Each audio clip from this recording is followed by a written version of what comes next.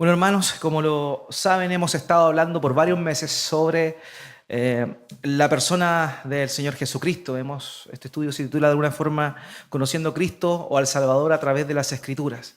Y la verdad es que es importante poder ver que la única forma o la única manera en la cual nosotros podemos conocer a Cristo es por medio de las Escrituras.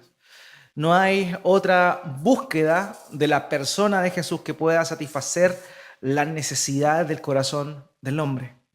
Les comenté anteriormente que hace muchos años atrás, aproximadamente en el siglo XIX, surgió una búsqueda de Jesús, pero esa búsqueda de Jesús era una búsqueda del Jesús histórico. Es decir, nada más lo que se proponía era tomar los escritos de la Biblia, del Nuevo Testamento, y simplemente cada palabra que él dijo llevarla a su contexto, pero explicarla de una manera común. Y esa búsqueda de Jesús lo que hizo para poder obrar y más bien sacar dentro de los relatos del Evangelio de Jesús histórico fue negar todas aquellas cosas divinas que aparecían ahí. Todos los milagros del Señor Jesucristo, estas personas los sacaron y los tomaron como cierta mitología y no como verdaderamente lo era. También nosotros vemos que estas personas, las palabras de Jesús y todas aquellas cosas que implicaban directamente que Él era Dios, también fueron arrancadas de eso, de ese tipo de estudio, y así es que se conoce esa primera búsqueda de Jesús histórico. Sin embargo, nosotros sabemos que la única manera de conocer a Cristo es por medio de la Escritura y tomándola completamente. Es decir, no podemos saltarnos antojadizamente aquellas cosas que pareciera a nosotros que son evidentemente sobrenaturales, pero que pudiesen sonar como irracionales. La verdad es que no. Cristo hizo y dijo muchas cosas y no podemos nosotros separar a Cristo de su mensaje. O sea, sus acciones, lo que Él era concorde a lo que Él decía hacer. Entonces no podemos hacer una separación única y exclusiva en aquellas cosas que Él dijo y quitándole aquellas cosas que Él hizo. Es una unidad. La persona de Cristo es la unidad completa. Y hemos estado hablando, ¿cierto?, del desarrollo de la vida del Señor Jesucristo. Hablamos de su nacimiento, de su concepción, ¿cierto?, de su nacimiento. Hablamos de su infancia. También de la infancia del Señor Jesús nos saltamos a aquel episodio cuando Él es bautizado, ¿cierto?, por Juan el Bautista. Y luego de eso va al desierto para ser tentado, la elección de sus discípulos, y posteriormente comenzamos a analizar un poco cómo era su manera de enseñanza. Vimos también cómo era que la gente le seguía, lo atractivo que era su discurso y lo novedoso que era el discurso que él realizaba en aquel tiempo. La semana pasada estuvimos hablando básicamente de cómo es que el Señor Jesucristo se dio a conocer, y en particular nos detuvimos en la autoridad que Él demandó, que Él asumió que tenía y que demandó también. Recordemos que las personas constantemente se estaban preguntando quién es este. Vemos en la barca, ¿cierto? Luego de la tempestad, Jesús se levanta de la barca y llama al mar y a la tempestad a que se calme, y la respuesta innata de los discípulos fue: ¿quién es este?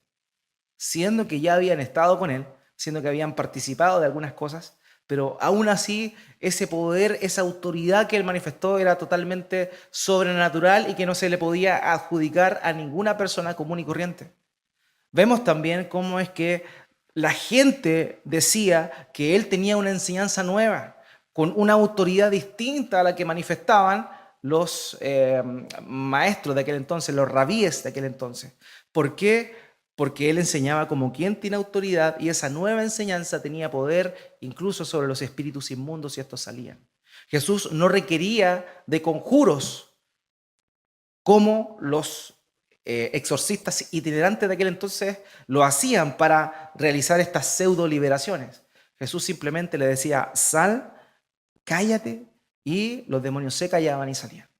Esa era la gran diferencia que existía, y la gente lo podía notar también. Hablamos de la autoridad de Jesús superior a la del templo. Él irrumpe en el templo, voltea las mesas de los cambistas, de los que vendían palomas, ¿cierto? Con la autoridad que él tenía, él dice: mi casa, casa de oración será llamada. El templo era su casa. Y él entró con autoridad al lugar donde honraban su nombre a hacer eso. También él tenía autoridad sobre la muerte. Vemos cómo es que en muchas oportunidades, pero analizamos una específica, cuando venía un féretro con un muchacho muerto, ¿cierto? Él hace parar el féretro, lo toma, le dice, levántate.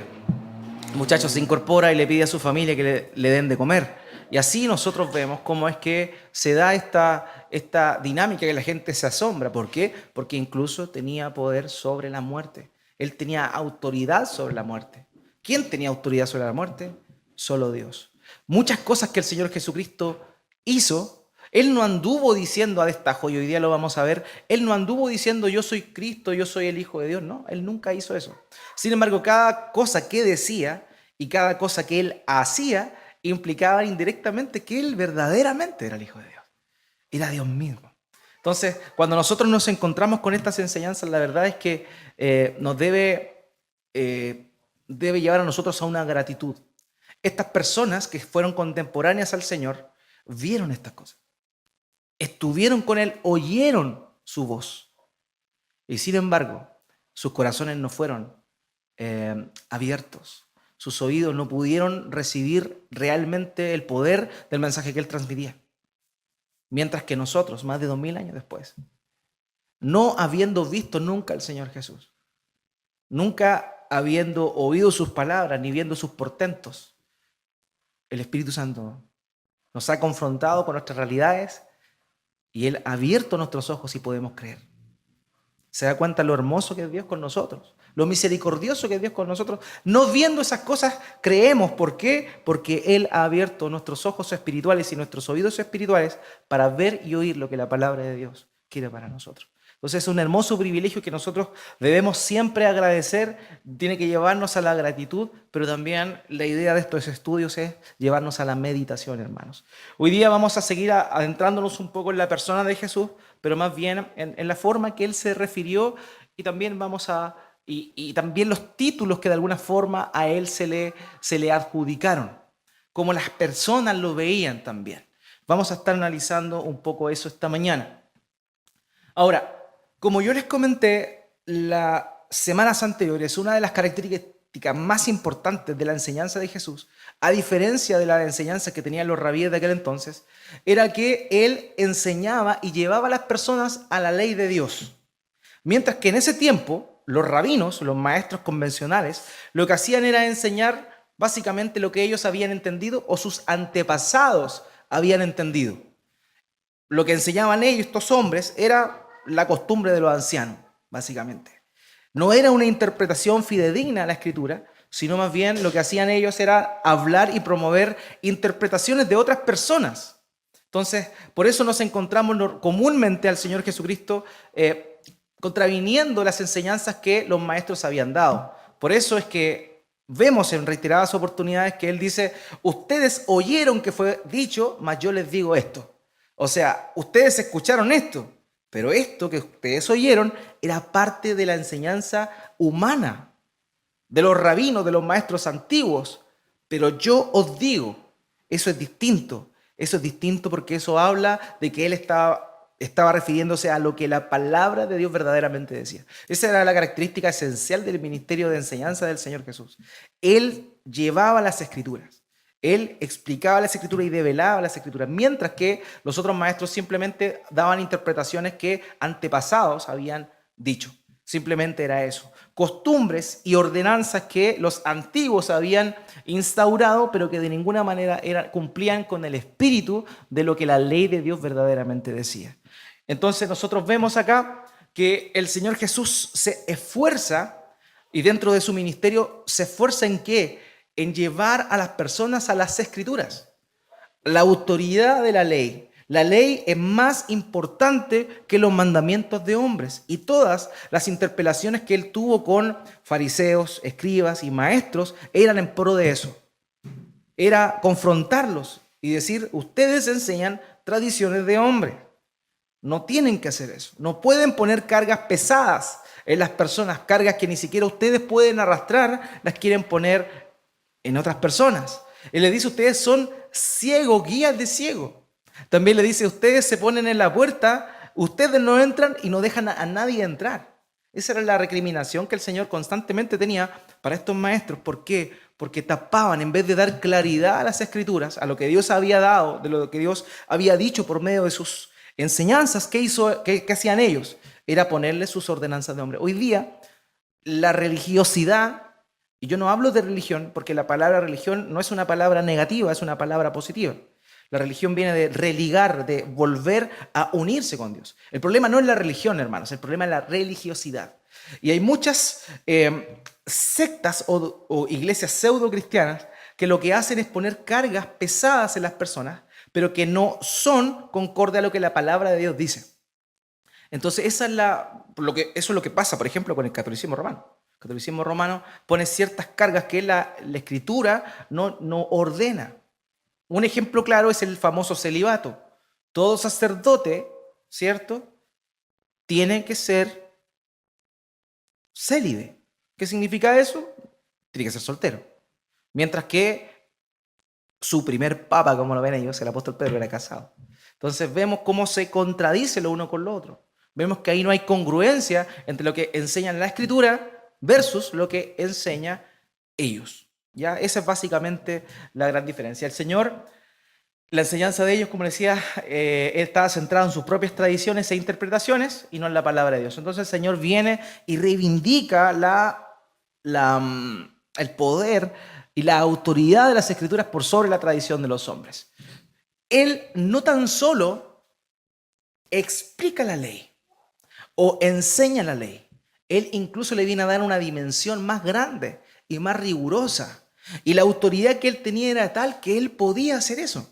Fíjense lo que leemos ahí en Mateo capítulo 5, verso 31 al 32. Dice, han oído la ley que dice, un hombre puede divorciarse de su esposa con solo darle por escrito un aviso de divorcio. Pero yo os digo, fíjese, ustedes oyeron esto, ustedes oyeron que la ley dice esto y su interpretación, la interpretación que los hombres le daban. Pero yo digo que un hombre que se divorcia de su esposa, a menos que ella le haya sido infiel, hace que ella cometa adulterio. Y el que se casa con una mujer divorciada también comete adulterio. Aquí vemos que él está dándole una nueva dimensión a la ley, hablando más profundamente de lo que ella implicaba. En ese tiempo ellos daban carta de repudio o de divorcio como si nada. De hecho, dentro de las tradiciones de aquel entonces, si una esposa cocinaba mal, el marido podía divorciarse de ella sin ningún problema. O sea, muchas de aquí estarían repudiadas. Pero eso era lo que se daba en aquel entonces. Con esa facilidad se divorciaban.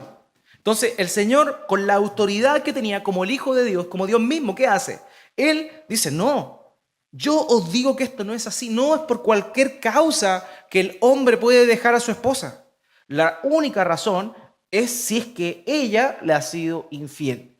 Si su esposa no le ha sido infiel y él la deja y se casa con otra, está cometiendo adulterio. Así de simple. ¿Ya? Él pone eso y él le da una nueva dimensión a la ley. Ahí sí. Mateo 5, 38 al 39. Fíjese aquí. Han oído que la ley que dice que el castigo debe ser acorde a la gravedad del daño. Ojo por ojo y diente por diente. Pero yo digo, no resistas a la persona mala. Si alguien te da una bofetada en la mejilla derecha, ofrécele también la otra mejilla. Esto el Señor le está dando una dimensión distinta a lo que antes se había dado. Una dimensión más grande, más enfocada en un elemento que siempre ha estado en la revelación de Dios, pero que no era tan visible, que era la concepción de la misericordia. Dios obra básicamente de dos maneras. Sabemos que los atributos o las perfecciones de Dios son muchas. Sin embargo, dentro de su relación con el hombre de pacto, Él se manifiesta o obra de dos maneras. Una es con justicia y la otra es con misericordia. Aquí, el talión, la famosa ley del talión, del ojo por ojo y diente por diente, que nos muestra la justicia, lo que corresponde. Si tú le pegaste a alguien y esta persona perdió el ojo, ¿qué pasaba? ¿Ibas tú y le quitabas el otro? No, no era eso. La ley del talión no decía eso. La ley del talión decía que si a ti te quitaban el ojo, tú ibas, lo acusabas a las autoridades y las autoridades eran las encargadas de quitarle el ojo al otro.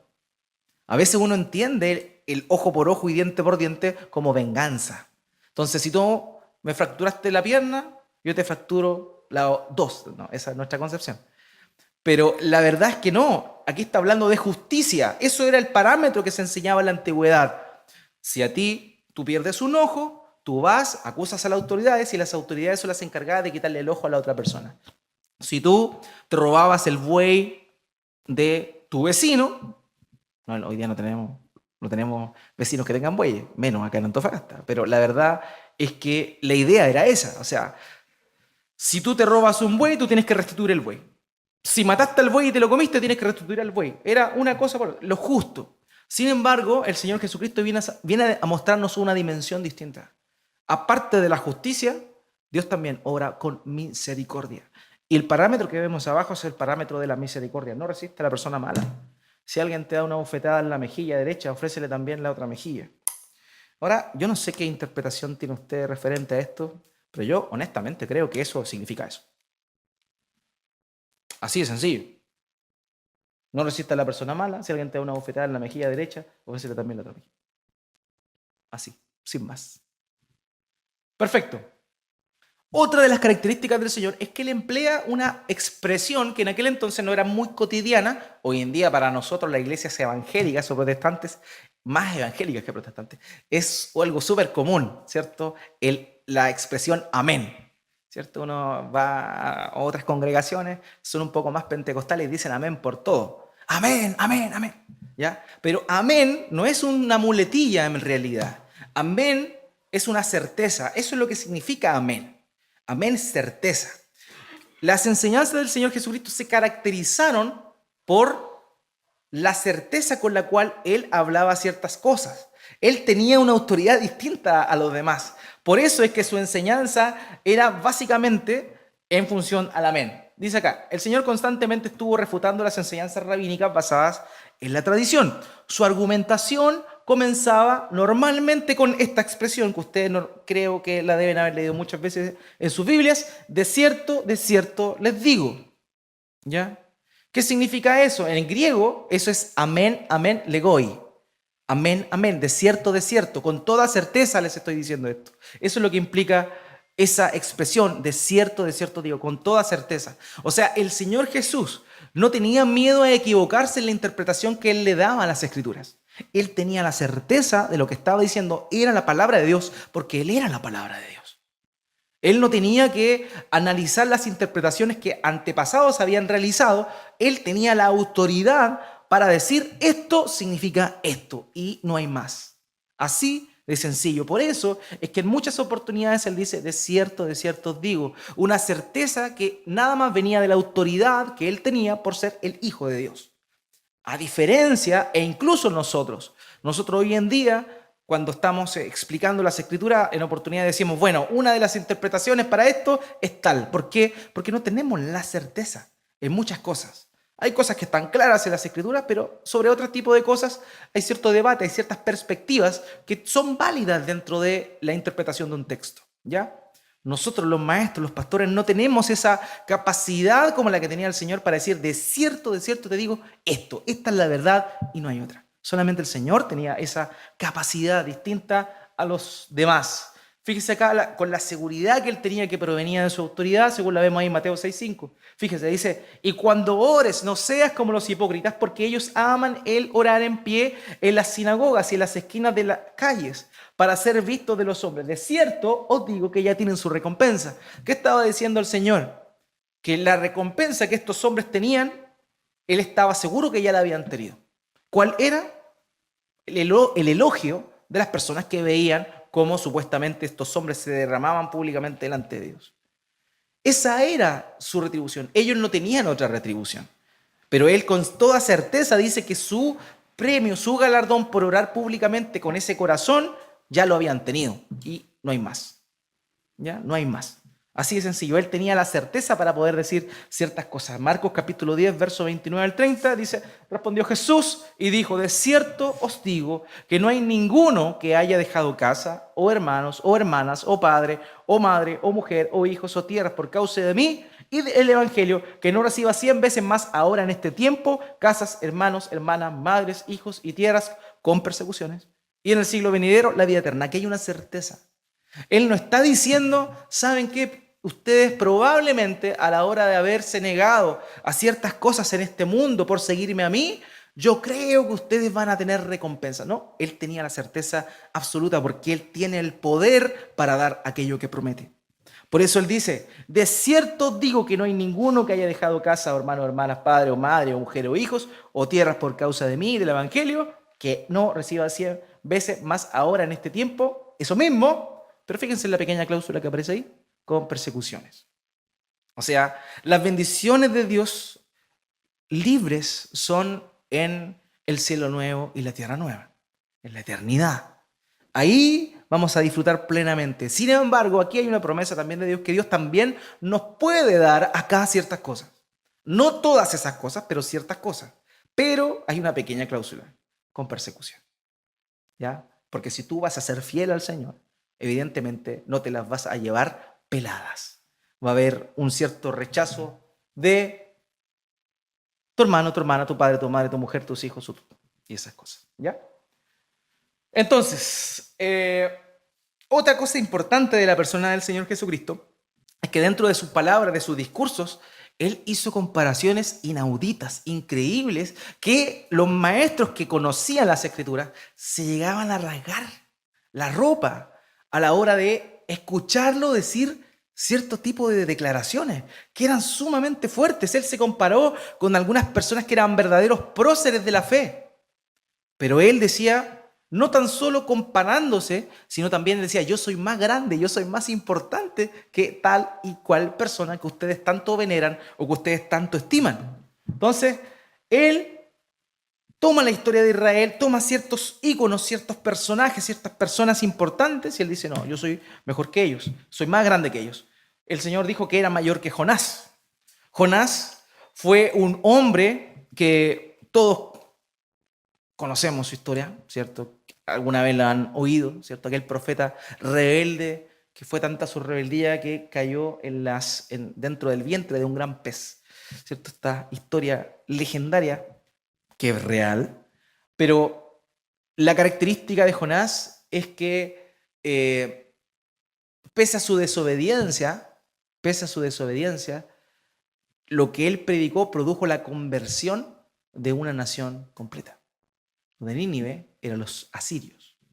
Y dice el relato en Jonás que fue tanto el compungir del corazón de los habitantes de Nínive que ellos ayunaron y fueron tan devotos a la hora de ver su condición pecaminosa que se arrepintieron con tal vehemencia que no tan solo ellos ayunaron, sino que incluso hasta los animales hicieron ayunar. O sea, la predicación de Jonás fue sumamente efectiva, súper efectiva. O sea, cualquier predicador, cualquier pastor o televangelista anhelaría tener esa parte de Jonás, ¿cierto? Esa efectividad. Fíjese lo que dice aquí el Señor. Un día, algunos maestros de la ley religiosa y algunos fariseos se acercaron a Jesús y le dijeron, Maestro, queremos que nos muestres alguna señal milagrosa para probar tu autoridad. Jesús le respondió, solo una generación maligna y adúltera exigiría una señal milagrosa, pero la única que le daré será la señal del profeta Jonás. Así como Jonás estuvo en el vientre del gran pez durante 3 días y 3 noches, el Hijo del Hombre estará en el corazón de la tierra durante 3 días y 3 noches. El día del juicio, los habitantes de Nínive se levantarán contra esta generación y la condenarán, porque ellos se arrepintieron de sus pecados al escuchar la predicación de Jonás. Ahora alguien superior a Jonás está aquí, pero ustedes se niegan a arrepentirse. Él era más grande que Jonás. Su predicación era más poderosa y efectiva que la predicación que hizo que una nación pecadora, los asirios eran conocidos por su crueldad y por sus pasiones desordenadas, que esta nación se arrepintiera. Pero él dijo, yo soy más grande que Jonás. Y eso evidentemente produjo un resquemor en todos aquellos religiosos que conocían toda la historia. También él dice que, perdón, que incluso él era mayor y más sabio que el rey más, pero más sabio que la historia de Israel puede conocer, que es Salomón, el hijo de David. Recordemos aquel relato. David, ¿cierto?, no puede construir el templo que Dios que él se propuso en su corazón, producto de la gran cantidad de sangre que derramó por todas las luchas, las batallas, las guerras que él lideró y comandó, y también por sus pecados. Entonces Dios le dice, ¿sabes qué? Voy a permitir que tu hijo sea aquel que construya un templo para que habite mi nombre y mi gloria. Entonces, ¿qué pasa? Muere David y lo sucede Salomón. Entonces, Dios le dice a Salomón, pídeme lo que quieras y yo te lo voy a dar. ¿Y qué fue lo que pidió Salomón? Sabiduría para guiar a tu pueblo.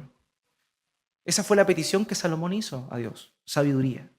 Y Dios evidentemente le dio sabiduría, una sabiduría tal que no hay momento más glorioso en la historia de Israel que el reinado de Salomón. Todas las obras arquitectónicas que se llevaron a cabo durante ese periodo fueron espectaculares. El templo, una obra monumental en aquel entonces. Ese era el hombre más sabio del mundo. Pero fíjese lo que dice acá. Mateo 12:42. La reina del sur, que hace una alusión a la reina de Saba, que era una reina de África, dice, la reina del sur se levantará en el día del juicio y condenará a esta generación, porque ella vino desde los confines de la tierra, África, para escuchar la sabiduría de Salomón. Y aquí tienen ustedes a uno más grande que Salomón. O sea, el hombre más sabio dentro de la historia de Israel, él dice, yo soy más sabio que él. Yo soy más grande, más majestuoso que el rey más glorioso que la historia de esta nación tuvo. Eso hacían los rabinos, los maestros, se rasgaban las vestiduras al oír estas cosas. Eran declaraciones sumamente importantes. Cuando el Señor Jesús se encuentra con la samaritana, en aquel famoso pozo. En aquel famoso pozo, en Samaria, ese lo abrió Jacob. ¿Quién fue Jacob? El padre de las 12 tribus de Israel, ¿cierto? El hombre en el cual comenzó el proceso de cumplimiento de la profecía o de la promesa más bien que Dios le había dado a Abraham, ¿cierto? Abraham se murió y solamente vio un hijo. Abraham no vio sus hijos, sus descendientes, como las estrellas del cielo, ni tampoco como la arena del mar. Él nunca vio eso, ¿ya? Tuvo un hijo, Isaac. Isaac tuvo 2 hijos, tampoco vio el cumplimiento de aquello. Sin embargo, Jacob fue el hombre que tuvo 12 hijos, y también en el momento ya cuando él fallece, luego de haberse ido a vivir a Egipto, ¿se acuerdan después esta dinámica que se da en el tiempo de José, cuando entregan a José y todo esto? Ya, después de eso, entra Jacob con todos sus descendientes, sus 12 hijos y los descendientes de sus 12 hijos, que era una cantidad muy grande. Él recién fue el patriarca que comenzó a evidenciar la promesa que Dios le había dado a su abuelo Abraham. Por eso Jacob era tan importante. Jacob, Dios le cambia el nombre y le pone Israel, que es el nombre de la nación. El padre de la nación era Jacob. Sin embargo, fíjese lo que dice el Señor a esta samaritana. Además, se cree usted, esto le está diciendo, porque recordemos que el Señor, cuando se encuentra con esta mujer samaritana, Él le pide agua, ¿cierto? Ella le da agua y ella le dice, si tú bebieres del agua que yo te daré, nunca más tendrás sed. Entonces, al oír esa declaración, ¿qué es lo que sucede? Esta mujer le dice esto. Además, ¿se cree usted superior a nuestro antepasado Jacob, quien nos dio este pozo? ¿Cómo puede usted ofrecer mejor agua que la que disfrutaron él, sus hijos y sus animales? Él lo podía hacer porque él era más grande que Jacob. Y el agua que daba de beber el Señor era el agua espiritual de vida eterna, que aquel que bebe nunca más vuelve a tener sed. Eso era algo que solamente el Señor Jesucristo podía decir. También Él era mayor que el templo, hermanos míos. Él era mayor que el templo. El templo era el lugar, como lo mencioné la semana pasada, donde el pueblo podía única y exclusivamente tener comunión con Dios. Sin el templo no había comunión. Sin el templo no había perdón de pecados. ¿Por qué? Porque en el templo era el lugar donde se llevaban los sacrificios para que los sacerdotes mediaran entre el Dios santo y el pueblo pecador. ¿Qué es lo que ocurre? El Señor dice que Él es más grande que el templo. Mateo 12, 5 al 6. ¿No han leído en la ley de Moisés que los sacerdotes de turno en el templo pueden trabajar en el día de descanso o en el día de reposo? Les digo, aquí hay uno que es superior al templo. Al templo. El templo apuntaba, el templo era una sombra, una señal, una figura de aquel templo genuino y verdadero, donde se iba a llevar a cabo el verdadero sacrificio. Y ese templo era el Señor Jesucristo. El Señor Jesús dijo, destruyan este templo y en 3 días lo volveré a levantar. Y Juan dice, esto lo dijo refiriéndose a su propio cuerpo. El verdadero templo no era esa estructura que en aquel entonces Herodes había reacondicionado, sino que el verdadero templo donde se llevaba a cabo el verdadero sacrificio, hecho una vez y para siempre para el perdón de pecados de su pueblo, era Cristo y su cuerpo. Él era el verdadero templo. Por eso, después de que Él llevó a cabo su labor, ya no hay necesidad de un nuevo templo. Y esa es la razón por la cual en el año 70 después de Cristo, los romanos, ¿cierto? Luego de unas revueltas que comenzaron en el año 66 aproximadamente, de parte de los judíos, ellos se aburrieron de los judíos de sus rebeliones y destruyeron por completo a la nación de Israel y lo más importante y el ícono más relevante dentro de esa nación, que era su templo. ¿Saben por qué Dios permitió eso? Porque ese templo no es necesario. Hoy no es necesario un templo. Porque el verdadero templo ya cumplió su labor. Y ese es nuestro Señor Jesucristo. Entonces, Él es mayor que el templo. No hay necesidad de un templo. Ahora, cuando Él se declara mayor que Abraham, mayor que Jacob, mayor que el templo, lo que hacía era decir indirectamente que era Dios. Porque dentro de la historia de ellos nadie era más grande que estos personajes. Entonces, indirectamente, Él estaba diciendo que era Dios. Por esa razón, el rechazarle a Él, y Él se encarga en reiteradas oportunidades de decir, el que me rechaza a mí está condenado. ¿Por qué Él podía decir eso? ¿Por qué yo, por ejemplo, yo no puedo decir eso? Porque yo no tengo ninguna autoridad. Si ustedes me rechazan a mí, no se pierden gran cosa. Mientras que aquel que rechaza a Cristo, a Jesús, tiene consecuencias eternas por quién es Él.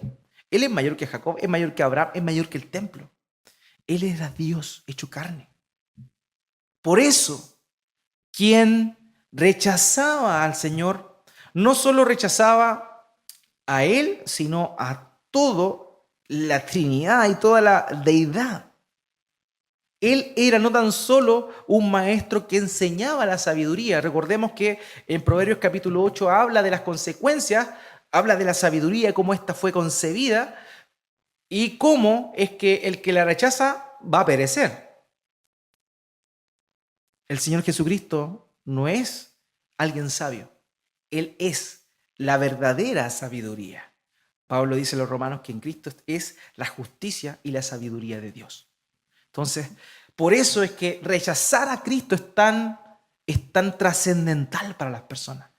Tu eternidad depende de cómo concibas a Cristo. Si Cristo para ti es un simple maestro, alguien que habló cosas positivas, tú estás perdido. Pero si para ti Cristo verdaderamente es el Hijo de Dios, tú tienes esperanza eterna.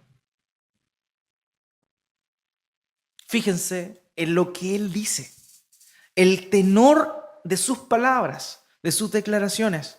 Mateo 10, 32, 33, todo aquel que me reconozca en público, aquí en la tierra, también lo reconoceré delante de mi Padre en el cielo.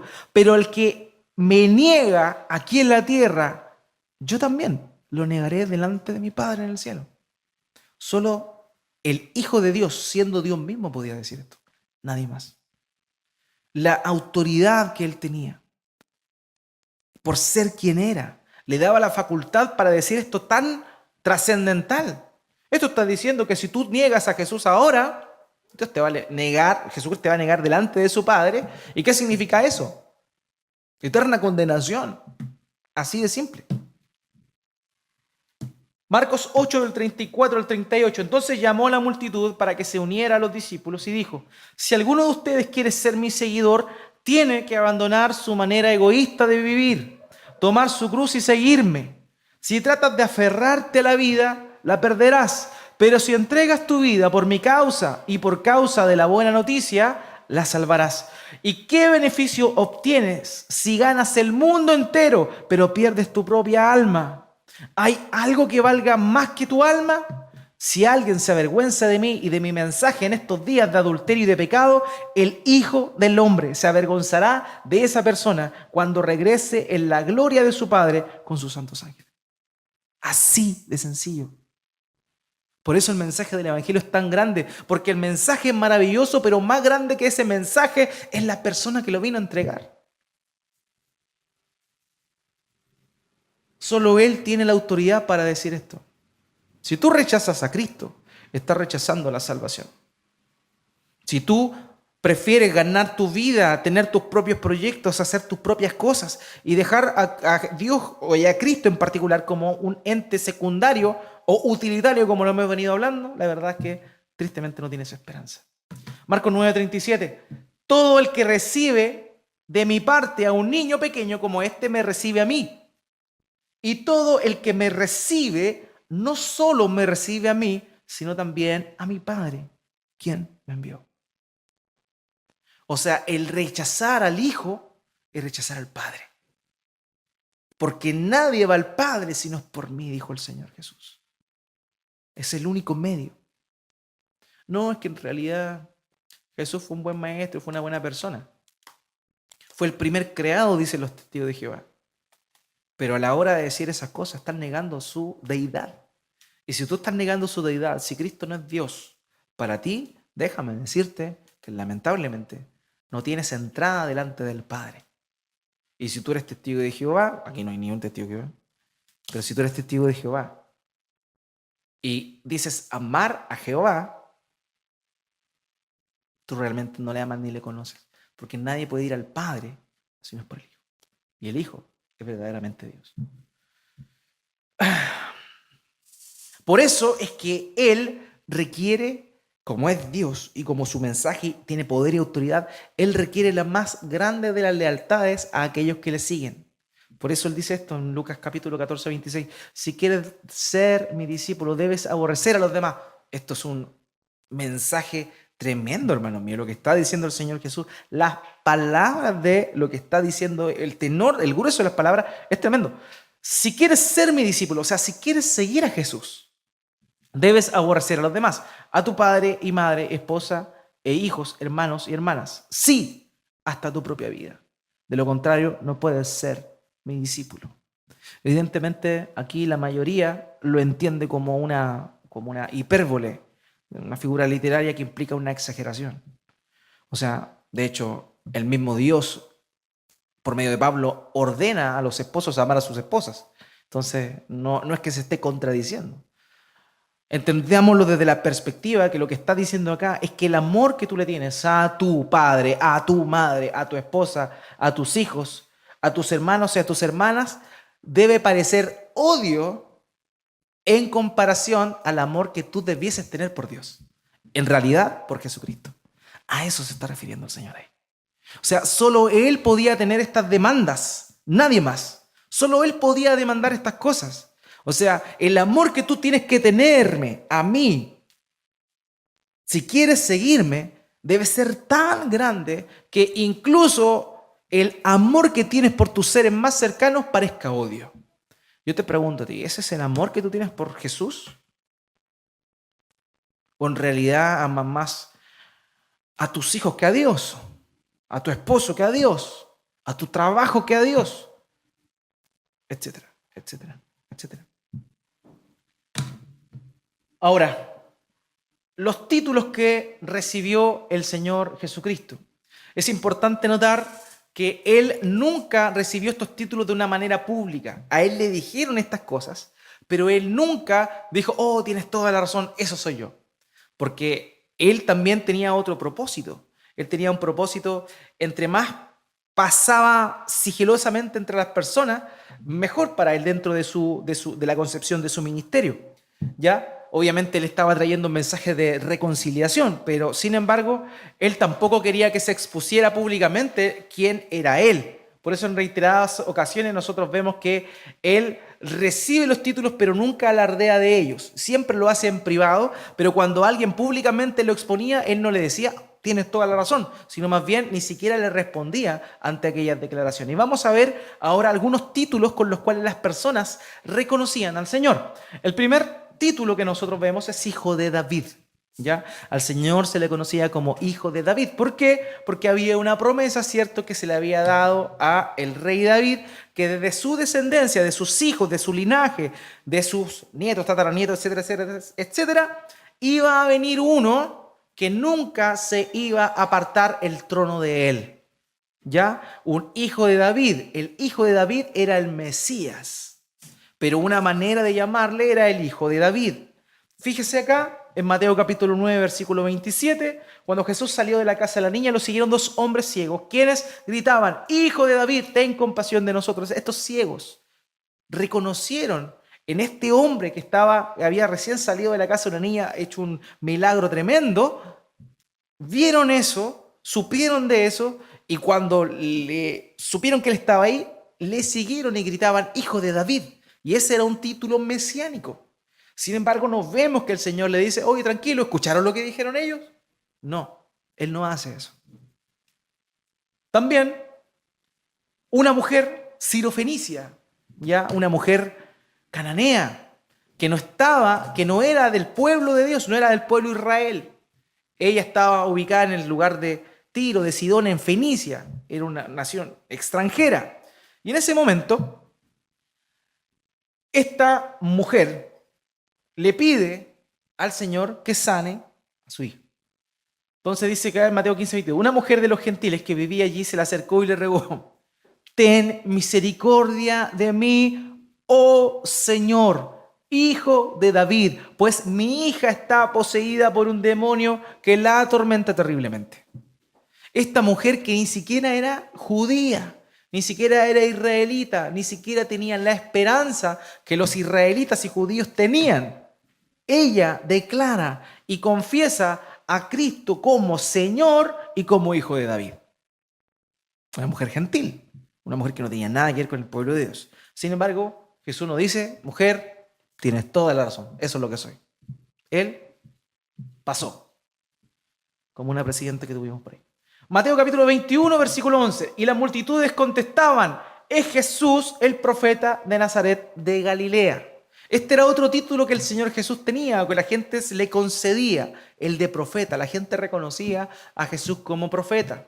Recordemos que una de las razones por las cuales también los religiosos temían a Jesús y no querían entregarle y discutieron mucho tiempo para entregarle, era precisamente porque el pueblo lo reconocía como un profeta. Entonces eso le iba a causar problemas con su popularidad.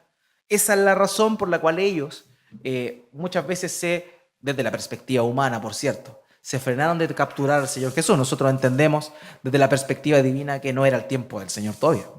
¿Ya? Pero la gente, las multitudes, fíjese, la gente en totalidad reconocía que era Jesús el profeta de Nazaret de Galilea. Ahora, él no era cualquier profeta. La gente lo reconocía como un profeta, pero no lo reconocía como cualquier profeta. Por eso, cuando el Señor le pregunta a sus discípulos, ¿qué murmuraba la gente sobre su identidad? Él dice, ellos dicen, fíjense aquí, bueno, contestaron, algunos dicen que eres Juan el Bautista, otros dicen que eres Elías y otros dicen que eres uno de los otros profetas. Elías era uno de los profetas más importantes dentro de la historia de Israel. En pasajes paralelos se muestra incluso a Jeremías, que también era un profeta muy importante. O sea, la gente concebía que el Señor era un profeta, pero que no era cualquier tipo de profeta. Él era un profeta distinto a los demás. No se le compara, por ejemplo, con Oseas, ni con otro tipo de profeta, de los que hemos estado hablando, de Ageo, Habacuc, Nahum, etc. No, ellos le comparan con los profetas que eran los más importantes dentro de la historia de Israel, que eran Elías, Jeremías, ¿ya? Entonces, era un profeta desde la concepción de la gente, pero era un profeta especial, distinto. Ahora, él era el profeta. Hay una promesa que Dios había dado en Deuteronomio capítulo 18, versículo 15, cuando Moisés se está despidiendo del pueblo de Israel y él vuelve a hacer una repetición de la ley, repite la ley y ahí él manifiesta esta promesa que Dios había dado. Moisés siguió diciendo, el Señor su Dios le levantará un profeta como yo de entre sus hermanos israelitas. A él tendrán que escucharlo. Ese profeta, ese un profeta, no era cualquier profeta, era el profeta por excelencia, el Señor Jesucristo. Él era el profeta.